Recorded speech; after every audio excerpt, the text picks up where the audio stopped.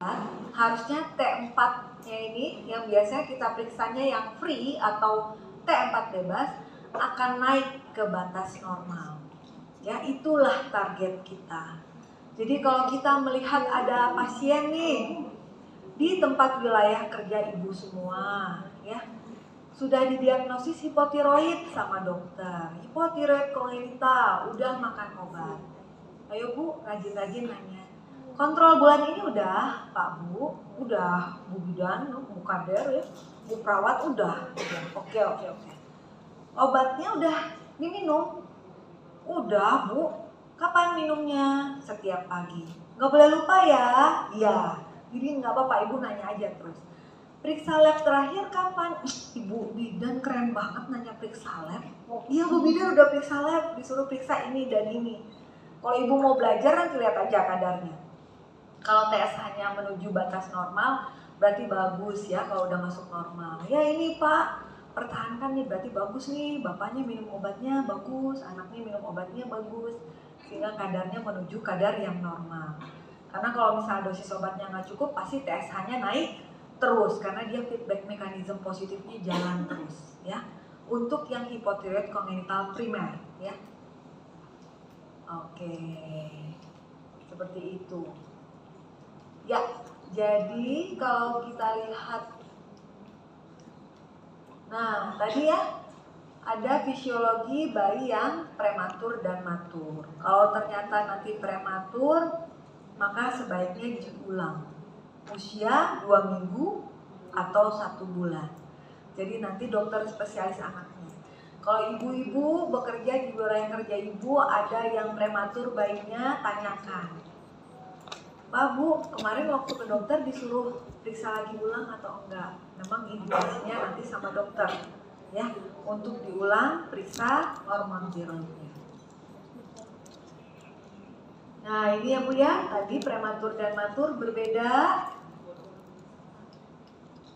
Nah tadi ini, jadi sebenarnya Bapak dan Ibu, ibu-ibu semua akan mendapat telepon kalau ternyata TSH-nya positif.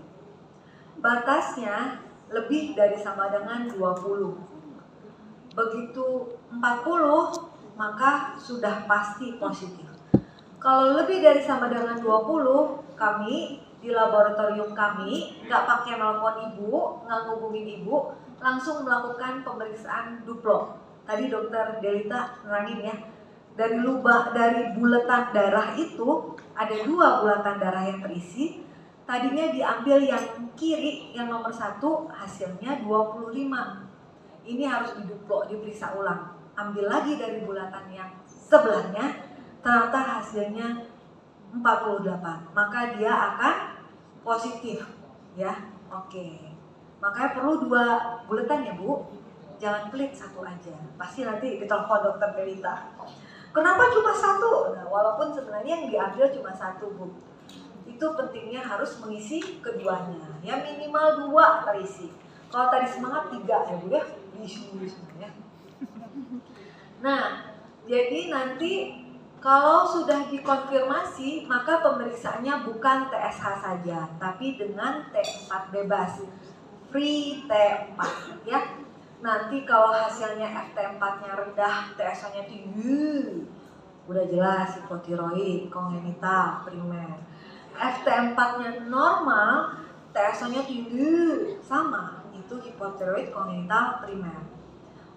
Dok, kata dokter, kalau kadar FT4-nya normal, harusnya TSH-nya kan nggak meningkat. Nah, jadi si FT4 yang normal tuh masih mungkin pertama dapat dari ibunya, tapi dirasakan kurang sama badannya. Ini mah bukan produksi sebenarnya.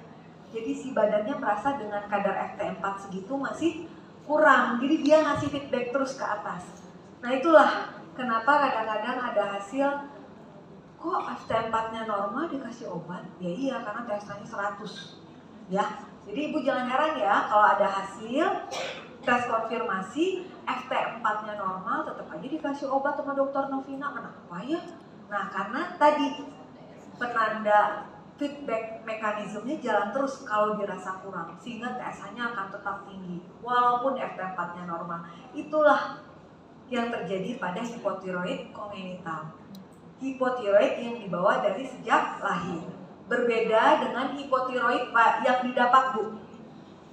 Ada namanya hipotiroid didapat, saya nambahin yang lain ya. Hipotiroid didapat itu bukan dari sejak lahir. Kapan ketemunya? Ada anak usia 10 tahun, kelenjar tiroidnya membesar, autoimun biasanya. Autoimun tiroiditis atau nama lainnya Hashimoto tiroiditis. Maka dia hipotiroidnya didapat belakangan, nggak pada saat baru lahir, ya Bu ya. Ada Bu, ibu-ibu yang nggak bisa hamil. Kenapa ya nggak bisa hamil? Ternyata autoimun tiroiditis. Jadi pas waktu perkembangan dari sejak lahir sampai dewasa mah normal-normal aja. Pas waktu dewasa dia baru terkena proses autoimun itu. Sama dengan penyakit lupus ya Bu ya. Nah itulah, seperti itu si autoimun itu timbulnya nanti. Nah kalau pada yang proses autoimun atau yang hipotiroid didapat, maka FT4-nya akan rendah, baru TSH-nya tinggi Bu. Atau FT4-nya bisa normal rendah, TSH-nya tinggi. Nah itu. Nah khusus untuk yang kongenital, ibu mungkin saja melihat hasil FT4-nya normal tapi di terapi karena TSH-nya tinggi sekali. Ya. Batasnya di atas 10 biasanya. Kalau udah usia lebih dari 1 bulan. Kalau pada masih dalam usia 1 bulan tuh biasanya kita lihat lagi TSH-nya sesuai dengan usia. Jadi ada usianya. Jadi dokter itu nanti ngecek-ngecek. Ini hasil labnya, ini umurnya, nanti ada lagi tabel. Jadi tabelnya banyak kalau untuk melihat ini karena masa neonatus. Tadi Bu udah lihat ada kurvanya ya, si TSH-nya masih gini, nanti gini, FT4 ini, jadi ada kadar normal. Nah, ini ya, memang yang kita pakai TSH ya Bu. Ya, yang kita pakai adalah TSH ya. Dok, kalau di luar negeri TSH aja enggak. Di luar negeri punya banyak duit Bu untuk screening hipotiroid. Jadi dia pakai TSH juga, FT4 juga diperiksa, TBG juga diperiksa, macam-macam dia periksa. Nah waktu itu saya di Belanda ke pusat screening, mereka pakai 3, T4, TSH dan tiroid banding globulin. Jadi semua kelainannya dia periksa. Yang hipotiroid sekunder pun dapat disaring. Kalau kita kan menyaring yang primer ya Bu. Nah mungkin nanti suatu saat kalau misalnya ternyata ini memang ada salah satu kasus kami Bu, dia di SHK bayinya.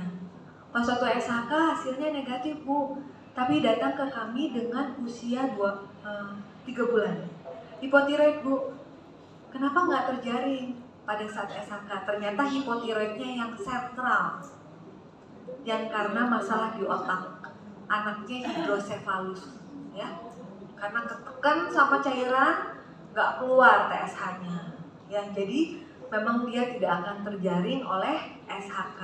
Dikasih tahu ke orang tuanya, dok kenapa anak saya hipotiroid dok? Dulu anak saya di SHK, harusnya kan terjaring. Pak, di Indonesia SHK-nya untuk yang tipe primer. Kalau yang sekunder tidak bisa menjaringnya. Jadi anak bapak masuknya yang hipotiroid kongenital sekunder karena hidrosefalus. Oh gitu dok ya. Ya kita terangkan ya. Nah ini ya, kalau sudah terkonfirmasi, maka ibu sebagai ibu-ibu yang tadi ngambil sampel ditelepon ya sama sekretaris kami. Ada Ibu Nur Melani, Ibu Melani dan Ibu Lena, 2 ibu sekretariat di kami di SHK Bandung. Bu, ini hasilnya positif Bu, tracing, maka ibu yang harus telepon. Halo, assalamualaikum. Ini ibu ini, Bu, kemarin anaknya diambil darah ya Bu sama saya. Ternyata hasilnya positif Bu. Ini harus dilakukan tes konfirmasi supaya terdiagnosis ya. 1 atau membuktikan ini betul apa enggak. Karena bisa saja positif palsu ya. Kalau positif palsu, alhamdulillah Bu, insya Allah anak ibu nggak apa-apa. Tapi kalau positifnya betul-betul, maka harus diobatin Bu. Kasih semangat terus orang tuanya ya. Jangan kasih kemungkinan terburuk dulu Bu ya. Jadi kita jangan kasih tahu ini obat yang minum seumur hidup, wah langsung stres orang tuanya. Jangan. Jadi kalau saya motivasinya, Pak Bu semangat. Yang penting kita harus mempertahankan pertumbuhan dan perkembangan otak anak bapak dan ibu normal. Dalam 3 tahun ini kita harus pepet terus. Bagaimana caranya minum obatnya bagus, terus sesuai jadwal supaya perkembangan anak ibu ini normal. Kasih taunya gitu dulu, ya. Jadi motivasinya jangan langsung minum obat seumur hidup ibu, nanti stres. Jadi 3 tahun pertama paling penting. Nanti setelah itu dievaluasi, ya. Gitu. Jadi ini yang harus ditanya, penyakit tiroid ibu dan keluarga ada loh, yang ibunya hipertiroid, ya. Boleh kasih semangat. Mungkin ini yang tipe sementara. Ibu jangan berkecil hati dulu. Kalau sementara nanti obatnya bisa di stop. Yang penting ikut dulu kata dokter, ya. Atau tinggal di daerah defisiensi iodium bisa, ya. Nih bayi pernah terpapar iodium dosis besar, ya. Ketumpahan betadin misalnya. Enggak ya. Tapi benar, karena dosis besar maka bisa. Jadi dia tertekan kadarnya, ya. Kelainan bawaan, hati-hati kalau ibu bertemu dengan bayi yang bibir sumbing, palatoskizis, daerah midfacial defect, bisa mengalami hipotiroid, ya. Seringnya yang sentral, ya, walaupun bisa saja yang primer. Jadi kalau misalnya ibu lihat ada yang kayak gitu ya memang lebih hati-hati, ya. Atau hidrosefalus waktu lahir bisa, ya. Atau yang lain-lain kelainannya di otak bisa. Lihat bu, ada nggak ini, ya? Jadi ibu nanti pas waktu periksa pasien di posyandu, timbang-timbang, lihat, ya. Sehat anaknya ya, iya, bagus, nggak ada kuning, nggak ada hernia umbilikalis, yang kata dokter Novina bilang itu udah nggak ada, ya ini bayinya bagus, oke, ya. Nah ini pemeriksaan penunjang, memang untuk menegakkan etiologi kami lakukan sidik tiroid, maka kami tunggu, karena kami RSIS bu, kita pusat rujukan se-Jawa Barat, punya sidik tiroid dan di kami itu memang nggak perlu jadwal yang panjang banget ya, kadang-kadang sehari 2 hari udah bisa. Beberapa pasien kami lakukan sidik tiroid yang rumahnya di Bandung. Tapi kalau tidak berada di Bandung, nggak usah buru-buru, ini harus diperiksa sidik tiroid, kelenjar tiroidnya normal nggak di leher, nggak usah. Obatin dulu, save the brain first, ya. Jadi pemeriksaan penunjang ini bisa ditunda, yang penting minum obat, ya. Nanti kalau perlu konsultasi ke endokrin anak, ya. Nah ini obatnya, ada yang tipenya ringan sedang berat, nanti akan menentukan dosis obat, ya. Ini ya bu ya. Jadi yang tadi saya sebutkan kadar normal TSH itu berdasarkan usia. Panjang banget ya bu. Karena pada saat sampai 20 minggu juga ini berbeda-beda kadarnya, ya. Jadi nanti dokternya akan melihat sesuai kadar. Nah ini tadi penyebabnya, nanti dilihat lagi yang mana satu. Kalau sudah usia 3 tahun baru periksa etiologi. Nah pengobatannya harus diberikan segera kalau sudah terdiagnosis. Kalau berat dosisnya tinggi, kalau sedang dan ringan boleh lebih rendah. Hati-hati bayi dengan kelainan jantung, biasanya kita berikan dosisnya 50% dulu. Baru kemudian naik bertahap sampai ke dosis optimal. Nah ini bu ya, IQ-nya yang kita inginkan jangan sampai di bawah IQ rata-rata ya. Nah ini juga sama, IQ yang baik tercapai kalau minum obatnya kurang dari usia 1 bulan. Bagaimana agar pengobatan berhasil? Kontrol ya, supaya bisa kadar hormonnya menjadi normal. Laboratorium dan biokimiawi sambil melihat klinis. Klinis yang ditanya apa? Bu, Pak, berat badan anaknya nambah nggak kemarin? Atau pas waktu bapak sama ibu di posyandu. Bu Bidan, ini anak saya hipotiroid udah didiagnosis, tapi saya mau vaksin. Vaksin aja bu, nggak ada masalah. Masih ada bu, kita itu ke kita, kata ibu bidan itu karena hipotiroid nggak boleh divaksin dong. Ibu bidannya nggak berani. Vaksin aja ya bu, nggak masalah ya. Setiap bayi yang hipotiroid dan normal vaksin, nggak masalah. Bayi hipotiroid tetap divaksin seperti biasa sesuai jadwal ya. Kemudian periksa ketika ditimbang, periksa panjang badannya, kecap atau enggak ya. Nah, jadi jangan sampai. Nah, ini ya obatnya ya. Natrium levothyroxine, disingkat NALT4, nama dagangnya ada Euthyrox, ada Tirax. Ditanggung BPJS kalau beli sendiri murah. Ya. Dosisnya diberikan oleh dokter sesuai dengan derajat hipotiroid dan berat badan. Nah, ini dosisnya. Jadi kita nggak pakai yang terlalu tinggi, nanti anaknya over treatment. Tandanya apa? Anaknya nggak bisa tidur, nggak bisa diem, lari-lari mulu karena hipertiroid, ya, keringetan. Anak-anak harus berat badannya nambah, turun, BAB-nya jadi sering, ya Bu, basah, keringetan. Hati-hati, kelebihan dosis. Atau justru under treatment, kekurangan dosis. Anaknya diem aja. Kok udah dikasih obat malah diem ya? Gitu. Jangan dosisnya kurang, ya. Nah, ini caranya diminumkan. Kalau bisa di waktu yang sama. Jadi ibu-ibu semua, ibu-ibu bidan, ibu-ibu kader, ibu-ibu perawat, kalau ada pasien hipotiroid, apa edukasinya? Pak, Bu, anaknya diminumkan obat kalau bisa di waktu yang sama di pagi hari. Ya, Dok, boleh, Bu bidan boleh nggak agak telat sedikit 15 menit atau 1 jam? Ya udah boleh. Tapi jangan kesiangan. Karena hormon tiroid itu circadian rhythm-nya pagi-pagi dia meningkat. Jadi kita kasih sesuai dengan irama normal tubuh pagi hari, ya. Kemudian dikasih air putih. Jangan dicampur air susu, ya. Apalagi ibunya mau ngasih ASI, ibunya minum obat anti tiroid, jangan. Kasih dia pakai air putih. Ya Bu, saya selalu ngajarin pakai air putih. Pakai vitamin boleh nggak boleh? Tidak boleh dengan apapun, hanya air putih. Ya, dikasih air putih nanti hancur. Kalau dia bentuknya puyar hancur. Ya Bu, jangan pakai yang lain. Misalnya netek terakhir jam 4. Kapan boleh ngasih obat? Ya, setengah jam atau 1 jam setelah netek terakhir. Ya, Dok, anak saya mah pisan dok, baru 1 jam udah nenek lagi. Oke lah, setengah jam. Setengah jam setelah netek terakhir kasih obatnya. Boleh langsung dikasih netek lagi nggak boleh. Tunggu setengah jam lagi. Paling bagus 1 jam. Ya, biasanya kalau anak-anak udah besar 1 jam. Supaya apa? Penyerapan obatnya bagus.